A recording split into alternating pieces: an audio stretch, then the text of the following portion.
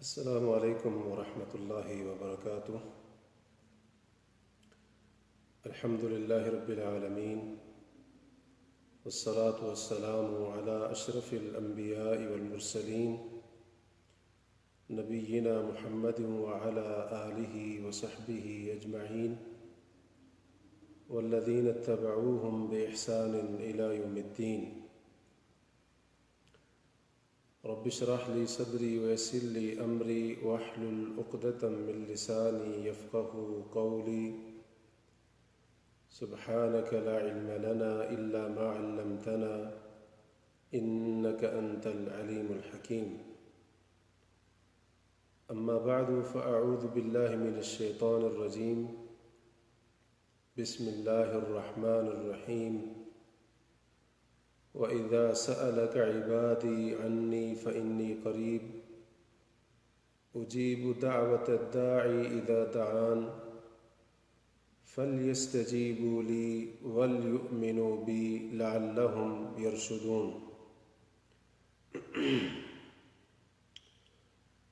معزز ناظرین، روزے سے متعلقہ آیات کا ترجمہ، اس کی تفسیر اور اس سے حاصل ہونے والے فوائد، یہ جو سلسلہ ہم نے شروع کیا تھا،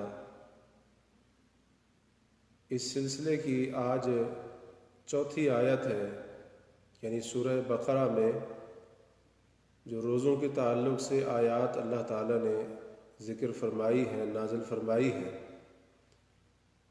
آج چوتھی آیت کے اوپر ہماری بات ہوگی، یعنی آیت نمبر 186، جو کہ آپ حضرات کے سامنے میں نے پڑھی، جس کا ترجمہ کچھ اس طرح سے ہے۔ اللہ تعالیٰ نے فرمایا وَإِذَا سَأَلَكَ عِبَادِي عَنِّي فَإِنِّي قَرِيبٌ، اور اے نبی صلی اللہ علیہ وسلم، جب آپ سے میرے بارے میں میرے بندے سوال کریں، پوچھیں، فَإِنِّي قریب، تو بے شک میں بڑا ہی قریب ہوں، یعنی آپ ان کو بتا دیں کہ تمہارا رب بڑا قریب ہے۔ اجیب دعوت الداعی، میں پکارنے والے کی پکار کا جواب دیتا ہوں، اذا دعان، وہ جب بھی مجھے پکارتا ہے، فلیستجیبوا لی، میرے ان بندوں کو چاہیے کہ میری بات کو مانیں، وَلْيُؤْمِنُوا بِی، اور مجھ پر ایمان لائیں، لَعَلَّهُمْ يَرْشُدُونَ، تاکہ یہ ہدایت اور بھلائی کی راہ پر آ جائیں۔ یہ آیت جس کا ترجمہ ابھی ہم نے سنا، اس کی مختصر سی وضاحت کچھ اس طرح سے ہے کہ گزشتہ آیات میں جیسا کہ ہم سنتے آئے ہیں، اللہ تبارک و تعالی نے اپنے بندوں سے رمضان کے روزوں کا مطالبہ کیا اور روزوں سے متعلق کچھ احکام اور مسائل کا ذکر فرمایا، اور پچھلی آیت میں رمضان کی تعداد اور اس کی گنتی کو پورا کرنے کا حکم دیتے ہوئے ساتھ ساتھ اپنی بڑائی بیان کرنے اور اپنی نعمتوں کی شکر گزاری کرنے کی بھی ترغیب دلائی۔ اس آیت میں اللہ رب العالمین نے ایک بڑی ہی اہم عبادت یعنی دعا کا ذکر فرمایا ہے، کیونکہ دعا کی عبادت اللہ کی بڑائی بیان کرنے اور اس کی نعمتوں کا شکر ادا کرنے کا ایک بڑا ہی اہم ذریعہ ہے۔ چنانچہ اللہ تبارک و تعالی نے اپنے نبی کریم صلی اللہ علیہ وسلم کو خطاب کرتے ہوئے فرمایا کہ میرے بندے آپ سے جب میرے بارے میں آ کر پوچھیں، سوال کریں، تو آپ نے ان کو یہ بتانا ہے کہ بے شک تمہارا رب بڑا ہی قریب ہے، یعنی وہ تمہارے حالات کو بھی جانتا ہے، جو تم کہتے ہو، باتیں کرتے ہو، وہ ان کو سنتا ہے، اور اسی طرح سے تمہارے تمام اعمال اور افعال اس کے علم میں ہیں۔ وہ سب کچھ جانتا ہے کیونکہ وہ تمہارے قریب ہے، اور کیونکہ وہ تمہارے قریب ہے اس لیے وہ تمہاری پکار کو، تمہاری دعاؤں کو، تمہاری التجاؤں کو سنتا بھی ہے اور انہیں قبول بھی کرتا ہے۔ اس کے بعد آخر میں اللہ تعالیٰ نے دو بڑی اہم، یا یوں کہہ لیں کہ بنیادی چیزوں کا، باتوں کا حکم دیتے ہوئے آیت کا اختتام فرمایا۔ اس سے پہلے دعا اور اس کی قبولیت کا ذکر، اور اس کے بعد آخر میں اپنے بندوں کو اللہ تعالیٰ نے حکم دیا کہ وہ کیا کریں، فَلْيَسْتَجِيبُوا لِي وَلْيُؤْمِنُوا بِي۔ فرمایا میرے بندوں کو بھی چاہیے کہ یہ میرا کہنا مانے، میرا حکم مانے، میری بات کو مانے، یہ اس کے اوپر عمل کریں، میری اطاعت کریں۔ وَلْيُؤْمِنُوا بِي، اور ان کا ایمان بھی صحیح معنوں میں مجھ پر ہونا چاہیے، یا جو ایمان انہوں نے قبول کیا ہے اس کے اوپر ثابت قدمی اور استقامت ہونی چاہیے۔ تو یہ دونوں چیزیں ضروری ہیں، لعلہم یرشدون، تاکہ یہ ہدایت کی راہ پر آ جائیں، تاکہ یہ بھلائی کے راستے پر آ جائیں۔ تو یہ دونوں چیزیں ہدایت کو حاصل کرنے کے لیے، بھلائی کی راہ پر آنے کے لیے اور اس کے اوپر ثابت قدم رہنے کے لیے ضروری ہیں۔ ایک تو خالص اللہ پر ایمان ہو، اور دوسرا اللہ تبارک و تعالیٰ کے حکموں کو بھی انسان مانے اور اپنے رب کی بات کے اوپر عمل پیرا ہو، اس کی اطاعت کرے۔ اب اس آیت سے ہمیں بہت ساری باتیں سیکھنے کو مل رہی ہیں۔ سب سے پہلی بات تو یہ ہے کہ دعا کی اہمیت، اور خاص طور پر رمضان میں اور پھر خاص طور پر روزے کی حالت میں دعا کی بڑی اہمیت ہے۔ جیسا کہ امام ابن کثیر رحمہ اللہ نے، دیگر مفسرین نے یہاں پر اس نقطے کو ذکر کیا ہے کہ اللہ تبارک و تعالی نے روزے کے احکام سے متعلق آیات کے درمیان میں دعا کا یہ جو ذکر فرمایا ہے، اس سے معلوم یہ ہوتا ہے کہ بالخصوص رمضان کے اندر یا روزے کی حالت میں انسان کو دعا کا اہتمام کرنا چاہیے۔ اگر ہم غور کریں تو اس آیت سے پہلے والی آیات، جیسا کہ ہم سن رہے ہیں، 3 آیتیں وہ ساری کی ساری روزے کے احکام، اس کی فرضیت وغیرہ اس کے تعلق سے ہیں، اور اگلی آیت جو آئے گی وہ بھی روزے کے تعلق سے ہے۔ تو اللہ تبارک و تعالی نے درمیان میں یہ جو دعا کا ذکر فرمایا ہے اور دعا کا تذکرہ کیا ہے، یہ دراصل دعا کی ترغیب دلانا اس سے مقصود ہے، اور اسی طرح سے اس کی اہمیت کو بیان کرنا مقصود ہے، اور یہ بھی مقصد ہے کہ ایک روزے دار کا رمضان میں اس عبادت کی طرف بھی خصوصی دھیان اور توجہ ہونی چاہیے۔ نبی علیہ الصلوۃ والسلام کی حدیث کو اگر ہم دیکھتے ہیں تو بڑی مشہور حدیث ہے۔ نبی علیہ الصلوۃ والسلام نے فرمایا کہ 3 بندوں کی دعائیں رد نہیں ہوتی ہیں، ایک مظلوم کی دعا یا بد دعا، دوسرا جو عادل حکمران ہو اس کی دعا، اور تیسرا آپ نے فرمایا وَدَعْوَةُ الصَّائِمِ حَتَّى يُفْطِرْ، اور بعض روایتوں میں حین یفطر، کہ روزے دار کی دعا یہاں تک کہ وہ روزہ افطار کر لے، یا دوسری روایت کے مطابق جس وقت وہ روزہ افطار کر رہا ہو، جس وقت وہ روزہ افطار کر رہا ہو اس حال میں بھی اس کی دعا رد نہیں ہوتی ہے، اور جب تک وہ روزے کی حالت میں ہو پہلی روایت کے مطابق، تو جب تک وہ روزہ افطار نہیں کر لیتا اس وقت تک بھی اس کی دعا رد نہیں ہوتی ہے۔ تو اس لیے جو شخص اللہ تعالیٰ اس کو رمضان پانے کی توفیق عطا فرمائے تو اسے جہاں پر دیگر عبادات کا اہتمام کرنا چاہیے، وہیں پر اس دعا کی اہم عبادت کو بھی نظر انداز نہیں کرنا چاہیے، اس کے اوپر بھی خصوصی توجہ دینی چاہیے۔ اور اس کے علاوہ دعا کے فضائل اور اسی طرح سے دعا کا مقام اور مرتبہ کیا ہے، اس سب کی تفصیل اپنی جگہ پر موجود ہے۔ دوسری چیز اس آیت سے جو ہمیں سیکھنے کو مل رہی ہے وہ یہ کہ اللہ تعالیٰ کا لطف و کرم دیکھیں اپنے بندوں کے اوپر، اللہ اپنے بندوں کے ساتھ کس قدر رحم کرنے والا ہے، اور اس کی رحمت و شفقت اپنے بندوں کے اوپر کس قدر زیادہ ہے۔ آیت کی ابتدا اس طرح سے فرمائی وَإِذَا سَأَلَكَ عِبَادِي، جب آپ سے میرے بارے میں میرے بندے سوال کریں، تو میرے بندے کہا، اس سے پتہ چلتا ہے کہ اللہ تعالیٰ اپنے بندوں کے اوپر کتنا رحیم ہے اور اپنے بندوں کے ساتھ کتنی محبت کرنے والا ہے۔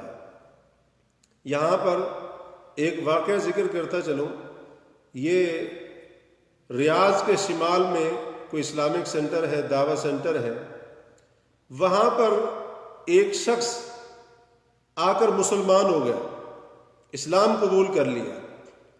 جب اس سے وجہ پوچھی گئی کہ آپ اسلام کی طرف کیوں آئے اور اسی طرح سے اسلام میں دلچسپی کیسے لینی شروع کی، رغبت کیسے پیدا ہوئی، تو اس نے ایک بڑی عجیب بات بتائی۔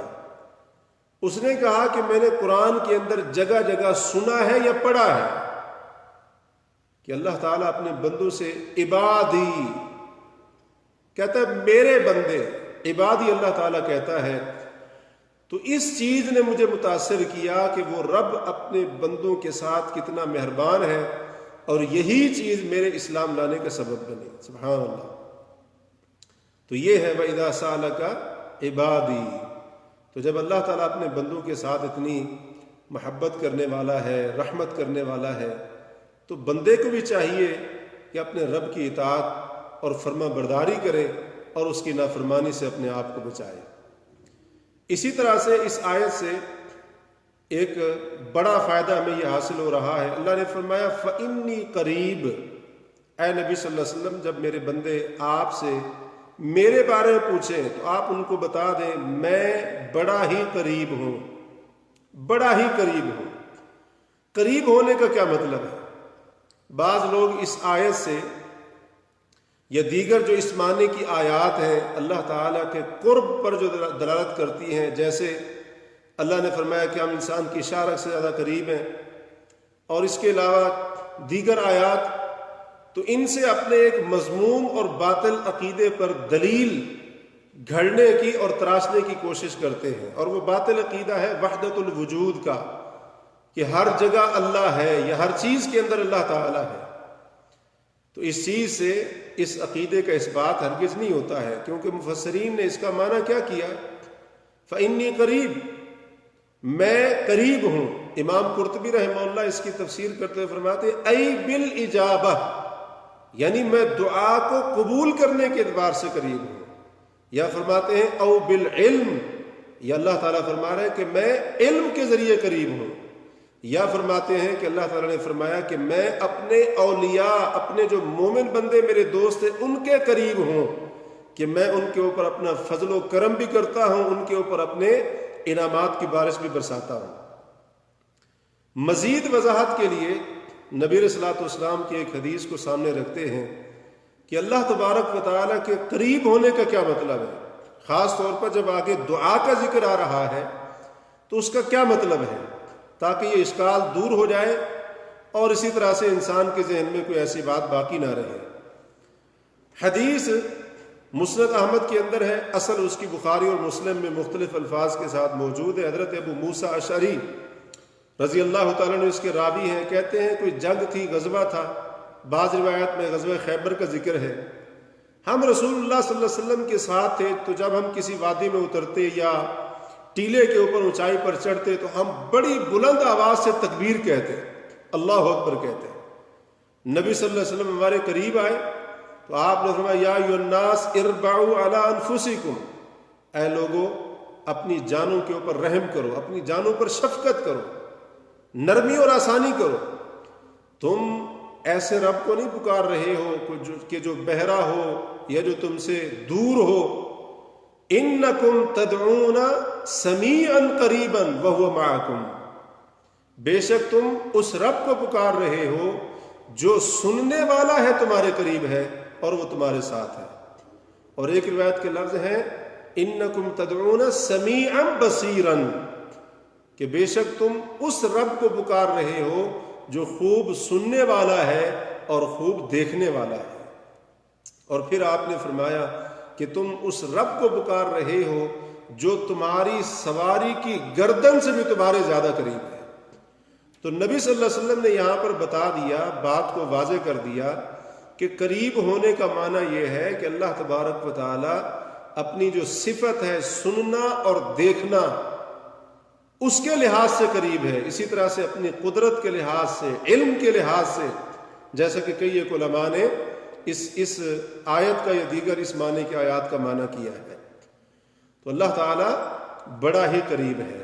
اس کے بعد فرمایا اجیب دعوت الداعی اذا دعان، پکارنے والا، دعا کرنے والا کوئی بھی ہو، اور اسی طرح سے اذا دعان، جب بھی پکارے، کسی بھی وقت میں، کسی بھی جگہ پر، کسی بھی گھڑی میں، اور زمین کے کسی بھی خطے کے اندر ہو، تو اللہ تعالیٰ نے فرمایا اجیب دعوت الداعی اذا دعان، دعا کرنے والا، پکارنے والا مجھے جب بھی پکارتا ہے میں اس کی پکار کا جواب دیتا ہوں، یا دوسرے معنی کے مطابق اس کی دعا کو قبول کرتا ہوں۔ اس سے پہلی بات تو ہمیں یہ سمجھ آئی کہ دعا صرف اللہ ہی قبول کرتا ہے۔ دعائیں منظور کرنا یہ اللہ کی صفت ہے، اللہ کے سوا کوئی ایسا نہیں ہے جو بندوں کی دعائیں، التجائیں سننے والا اور پھر ان دعاؤں کو قبول کرنے والا۔ یہ ایک بڑی مشہور نعت ہمارے ہاں چلتی ہے، نبی صلی اللہ علیہ وسلم کو مخاطب کر کے یہ نعت کے الفاظ ہیں، اے سبز گنبد والے منظور دعا کرنا، نعوذ باللہ من ذالک۔ دعائیں کون منظور کرتا ہے؟ دعائیں کون قبول کرتا ہے؟ صرف اللہ تبارک و تعالی۔ اجیب دعوت الداعی اذا دعان، تو یہ اللہ تعالیٰ کی صفت ہے، اور اگر ہم اللہ کی صفت کسی اور کو دیں گے تو یہی چیز اس مخلوق کو اللہ کے برابر اور شریک کرنے کے مترادف ہوگی۔ تو اس چیز کو انسان اچھے طریقے سے اپنے ذہن کے اندر رکھے۔ دوسری بات یہ ہے کہ آیت کے اس حصے سے سمجھ آئی کہ اللہ تبارک و تعالی نے اپنی ذات سے مانگنے کے لیے، اپنے آپ سے سوال کرنے کے لیے کسی شخصیت کی، کسی ہستی کے واسطے، وسیلے اور شفاعت کی کوئی شرط نہیں رکھی ہے۔ ہمارے ہاں یہ جو مشہور ہے نا کہ دعا کے لیے وسیلہ لازمی ہے، اور وسیلہ بھی کون سا؟ جو لوگوں نے اپنی طرف سے بنا رکھا ہے۔ یاد رکھیں، ایک ہے شرعی وسیلہ، اور وہ کون کون سا ہوتا ہے؟ اللہ کے ناموں کا وسیلہ پیش کریں، اللہ کی صفات کا وسیلہ پیش کریں، اللہ تبارک و تعالیٰ کے سامنے اپنی نیکیوں کا، جیسے نماز ہے، روزہ ہے، صدقہ ہے، ان نیکیوں کا وسیلہ پیش کریں۔ یہ شرعی وسیلہ ہے کیونکہ اس کی دلیل شریعت کے اندر موجود ہے۔ اور اسی طرح سے اگر کوئی زندہ نیک شخص ہے تو اس سے بھی جا کر دعا کی درخواست کی جا سکتی ہے کہ وہ اللہ تعالیٰ سے آپ کے حق میں دعا کر دے۔ اس کے علاوہ باقی جو وسیلہ ہے اس کو علماء کہتے ہیں کہ وہ وسیلہ بدعت ہے۔ اسی میں فوت شدگان کا وسیلہ، اور یہ عقیدہ رکھنا کہ اللہ ہماری سنتا نہیں، ان کی موڑتا نہیں، ہماری ان کے آگے، ان کی اللہ کے آگے، ہم دعا تو اللہ سے کرتے ہیں، صرف درمیان میں ان کا واسطہ ڈالتے ہیں، ان کو سفارشی بناتے ہیں۔ اللہ تعالیٰ نے ایسی کوئی چیز یہاں پر ذکر تو کیا، اس کی طرف معمولی سے اشارہ بھی نہیں کیا۔ قرآن کو سمجھے، اس کے اوپر غور کریں۔ اجیب دعوت الداعی اذا دعان، فرمایا پکارنے والا کوئی بھی ہو، دعا کرنے والا کوئی بھی ہو، کسی بھی وقت اور گھڑی میں پکارے، فرمایا میں اس کی دعا کو قبول کرتا ہوں۔ تو اس چیز کو اچھی طرح سے ذہن میں رکھنا چاہیے، اور یہ عقیدے کا ایک بڑا اہم مسئلہ ہے جس کے بارے میں آج عموماً لوگوں کو، مسلمانوں کو غلطی لگی ہوئی ہے۔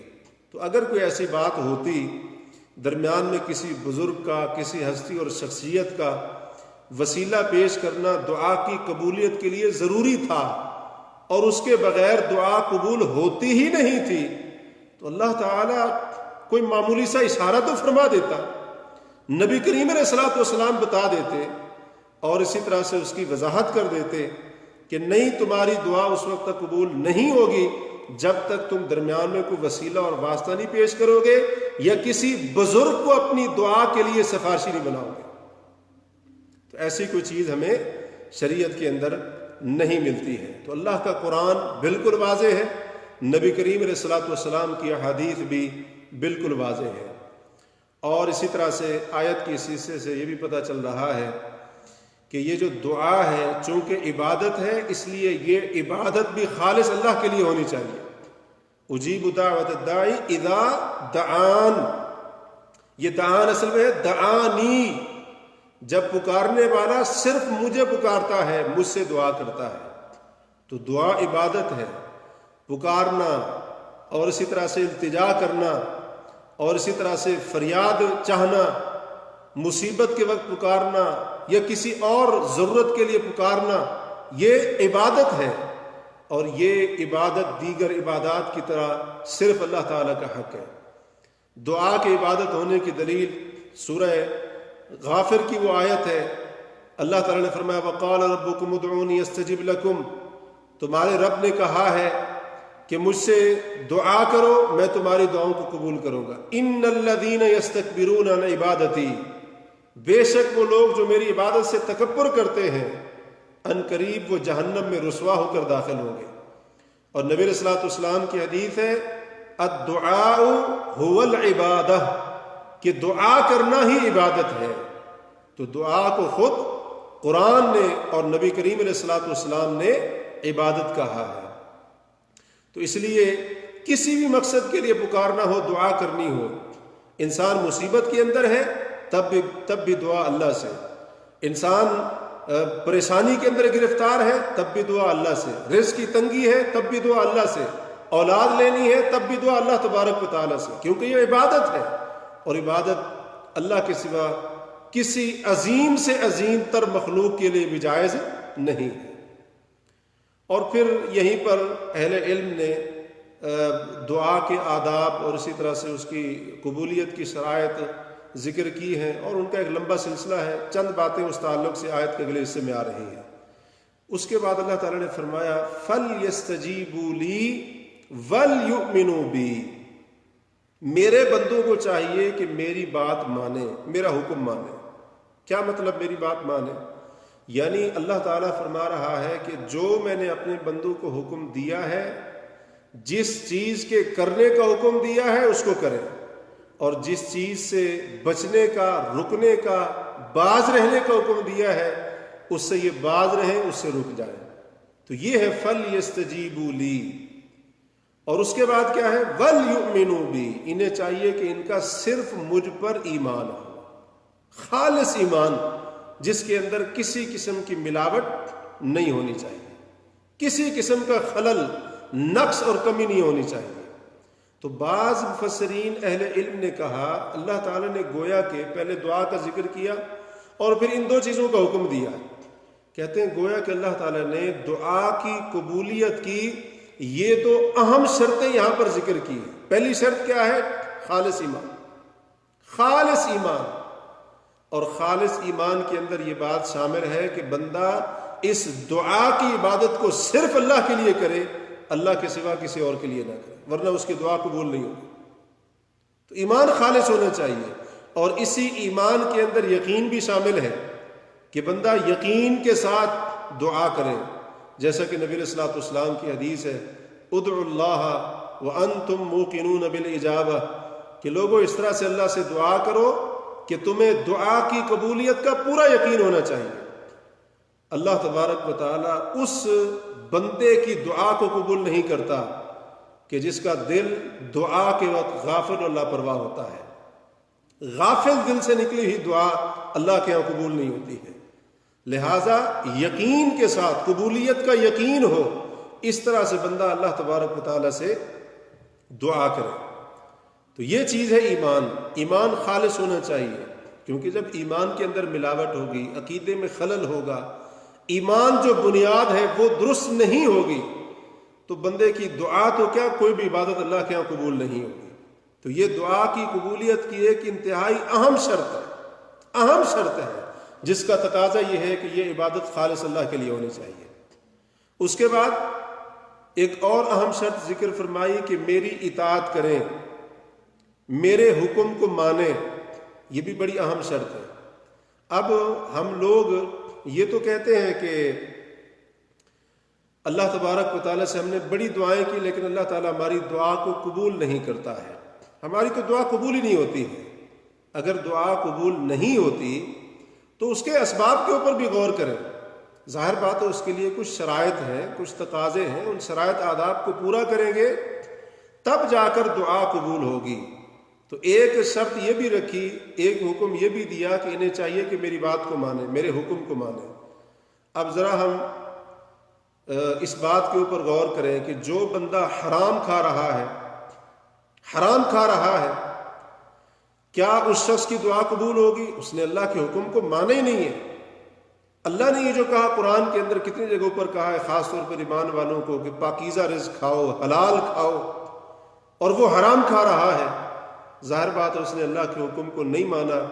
اللہ تبارک و تعالیٰ بھی اس کی دعا کو قبول نہیں کرتا. اس کے بارے میں جیسا کہ ایک مشہور حدیث موجود ہے، وہ بندہ سفر میں دعائیں کرتا ہے، فرمایا اس کا کھانا پینا لباس حرام کا، غذا حرام کی، اللہ اس کی دعا کو کیسے قبول کرے گا؟ تو ان چیزوں کو بھی ہمیں سامنے رکھنا چاہیے.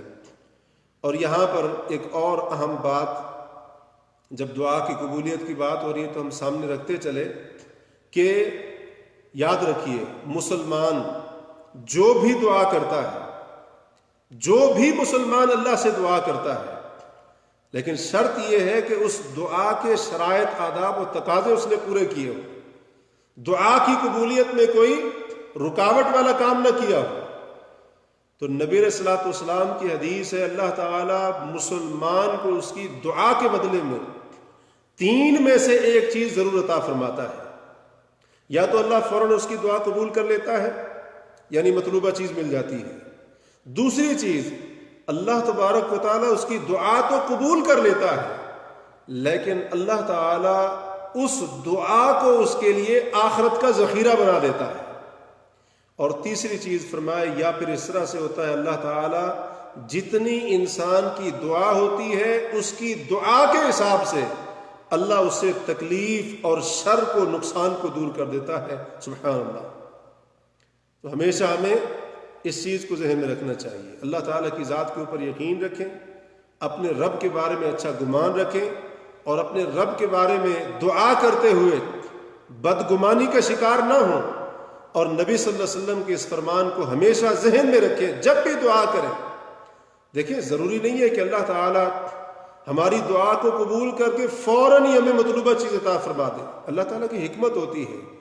اور اگر دنیا میں جو ہم نے مانگا جلدی یا بدیر نہ بھی ملا تو یہ بات تو طے ہے نا کہ وہ دعا ہمارے لیے ذخیرہ آخرت بن چکی ہے، اور اس سے بڑی بات اور کیا ہو سکتی ہے. اور بعض روایتوں میں آتا ہے کہ یہ اس وقت تک ہوتا ہے، یعنی یہ چیزیں، ان 3 میں سے ایک چیز بندے کو تب تک ملتی ہے جب تک بندہ دعا میں جلدی نہ کرے. دعا میں جلدی کیسے ہوتی ہے؟ حدیث کے اندر وضاحت ہے. آپ نے فرمایا، بندہ کہتا ہے قد دعوت وقد دعوت، میں نے بڑی دعا کی، بڑی دعا مانگی ہے، فلم یستجب لی، میری دعا قبول نہیں ہوئی. تو فرمایا اس وقت وہ نا امید ہو کر دعا چھوڑ دیتا ہے، تو اللہ تعالیٰ پھر یہ چیز شاید اس کو نہ عطا فرمائے. ورنہ جب بھی مسلمان کوئی دعا کرتا ہے اللہ تبارک و تعالیٰ یا تو فوراً اس کو دنیا کے اندر دیتا ہے، یا پھر اللہ تعالیٰ اس کے لیے اس دعا کو ذخیرہ آخرت بنا دیتا ہے. تو اس چیز کو بندے کو ہمیشہ ذہن میں رکھنا چاہیے. اور آیت کا اختتام ہو رہا ہے ان الفاظ کے اوپر، لعلہم یرشدون، تاکہ یہ بھلائی کے اوپر اور سیدھی راہ پر آ جائے. رشد کہا جاتا ہے ہدایت اور استقامت کو، ہدایت اور استقامت کو. تو جس سے معلوم ہوتا ہے کہ 3 چیزیں بڑی ضروری ہیں ہدایت کے لیے اور اس ہدایت کے اوپر ثابت قدم رہنے کے لیے. پہلی چیز دعا کرنا، دوسری چیز ایمان خالص ہو، اور تیسری چیز عمل صالح، اللہ اور اس کے رسول کی اطاعت. تو یہ 3 چیزیں ضروری ہیں. اگر کوئی شخص بندہ بھلائی کے راستے پر آنا چاہتا ہے، یا اس بھلائی کے راستے کے اوپر ثابت قدم رہنا چاہتا ہے، تو اس کو یہ 3 اعمال کرنے ہوں گے. دعا، ایمان خالص، عقیدہ اس کا خالص ہو، اور تیسری چیز یہ ہے کہ وہ اللہ تعالیٰ کے حکم کو ماننے والا ہو، اور اسی طرح سے اللہ تبارک و تعالیٰ کی اطاعت کرنے والا ہو اور اس کی بات کو ماننے والا ہو. یہاں پر ایک آخری بات کر کے بات کو ختم کرتا ہوں. جب دعا کا ذکر آیا، اور خاص طور پر رمضان اور روزے کے ساتھ دعا کا کتنا گہرا تعلق ہے، جیسا کہ شروع میں آپ کے سامنے عرض کی، تو یقیناً ہر بندے کہ کوئی نہ کوئی دعا ہوتی ہے، ضروری کوئی چیز ہوتی ہے، اسے وہ مانگنا چاہتا ہے اللہ سے سوال کرنا چاہتا ہے۔ رمضان کا مہینہ ہے، ہم روزے کی حالت میں بھی ہوتے ہیں، تو جو آپ اللہ سے مانگنا چاہتے ہیں روزے کی حالت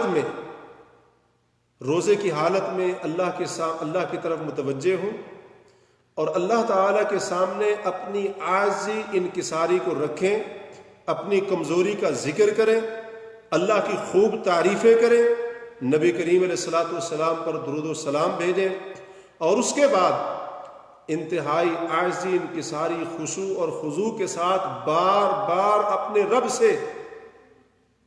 رب سے اچھا گمان رکھتے ہوئے، اچھی امید رکھتے ہوئے، اور اللہ تعالیٰ سے دعا کے قبول کرنے کا یقین رکھتے ہوئے دعا کریں۔ انشاءاللہ اللہ تعالیٰ آپ کی دعا کو ضرور قبول فرمائے گا۔ اللہ تبارک و تعالیٰ سے دعا ہے کہ اللہ تعالیٰ آج ہم نے یہ جو سنا ہے دعا کے تعلق سے، اللہ تعالیٰ ہمیں اس پر عمل کرنے کی توفیق عطا فرمائے، اور خاص طور پر دعا کے تعلق سے جو ہمارے اندر غلطیاں ہوں، اللہ تعالیٰ ان غلطیوں کی اصلاح کرنے کی توفیق عطا فرمائے۔ اور اللہ سے ہم دعا کرتے ہیں کہ اللہ تعالیٰ ہمیں اپنے ایمان کو خالص بنانے کی توفیق دے، اللہ ہمیں اپنی اطاعت کرنے کی توفیق دیتا رہے، اور اللہ سے ہم دعا کرتے ہیں کہ اللہ تبارک و تعالیٰ ہمیں مرتے دم تک، جب تک ہم زندہ ہیں، اللہ ہمیں ہدایت کے اوپر ثابت قدمی عطا فرمائے، اور اللہ جب موت دے تو ہمارا خاتمہ ایمان کے اوپر ہو، نیک اعمال کے اوپر ہو۔ اقول قولی ھذا واستغفر اللہ لی ولکم ولسائر المسلمین والمسلمات فاستغفروہ انہ ھو الغفور الرحیم۔